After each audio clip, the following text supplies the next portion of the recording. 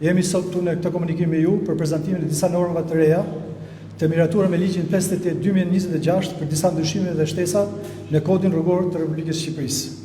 Masa këto që synojnë rritjen e sigurisë rrugore, ndërgjegjësimin e drejtuesve të mjeteve dhe uljen e numrit të aksidenteve rrugore. Ndër ndryshimet kryesore, të cilat kanë hyrë në fuqi me datën 7 gusht 2026, evidentojnë shtyrjen e drejtës për të pajisur me leje drejtimi deri në 1 vit për persona që konstatohen duke drejtuar mjete pa qenë pajisur me leje drejtimi. Ndërsa për të miturit kjo periudhë shtyhet me 2 vjet. Në këtë kuadër, shërbimet e policisë rrugore në Policinë e Shtetit do të informojnë për çdo rast Drejtorinë e Shërbimeve të Transportit Rrugor si institucioni kompetent për lëshimin e lejeve të drejtimit, për kryen e procedurave përkatëse të regjistrimit në sistem të personave të evidentuar. Tjetër, heqen përgjithmonë të lejes drejtimit kur një drejtues mjeti rezulton me një vlerë alkoolike më të lartë se 0.5 gram për litër në gjak. Dhe është konstatuar e ndëshkuar më parë për drejtim mjeti në ndikimin e alkoolit ose në gjendje deu. Kjo masë vjen si nevojë e adresimit të fenomenit shqetësues të aksidenteve rrugore me pasoja të rënda për shkak të drejtimit të mjetit në ndikimin e alkoolit apo në gjendje deu.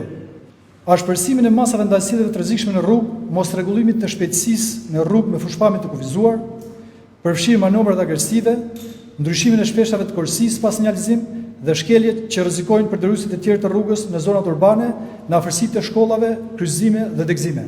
Masa administrative për këtë shkelje është rritur nga 20 në 60.000 lekë, nga 1.000 deri në 40.000 që ishte përpara se të miratoheshin këto ndryshime. Nëpërmjet kësaj norme i jepet një rëndësi e posaçme vendit ku kryhet shkelja, si dhe janë përcaktuar më qartë elemente të anës objektive të shkeljes, shtimi i sanksionit është parë i arsyeshëm për shkak të nivelit të lartë të rrezikut që paraqet kjo shkelje dhe shtimit të ngjarjeve rrugore në zonat urbane. Një tjetër ndryshim në ligjin që sapo cituam është sanksionimi për përdoruesit e telefonit celular edhe gjatë drejtimit të motomjeteve, bicikletave dhe monopatinave me motor. Në këtë dispozit gjithashtu parashikohet pezullimi i lejes drejtimit në rast se një drejtues mjeti është ndëshkuar 2 herë brenda të njëjtit vit për përdorimin e aparatit celular nga 3 që ishte përpara miratimit të ndryshimeve me këtë ligj.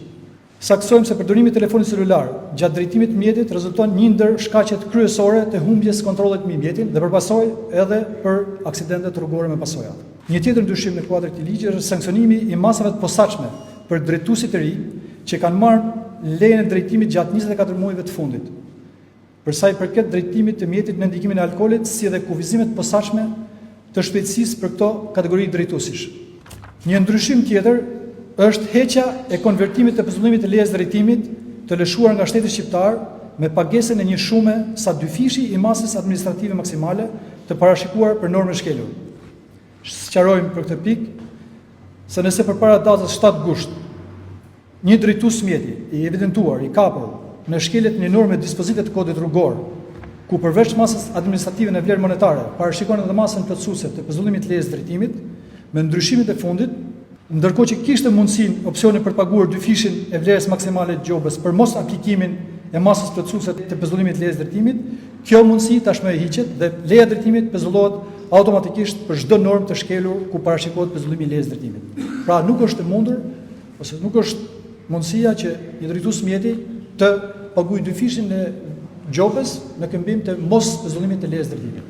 Strukturat e policisë rrugore në gjithë vendin janë njohur me ndryshimet e fundit të kodit rrugor dhe janë udhëzuar për zbatimin me korrektësi të tyre.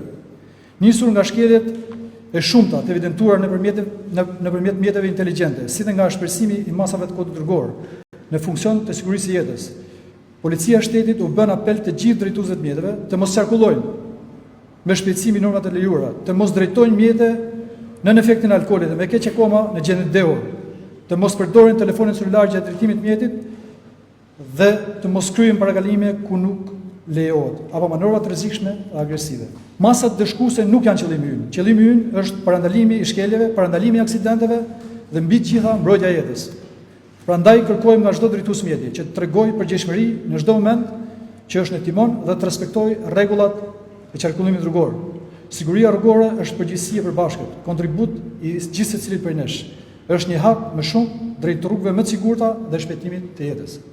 Faleminderit.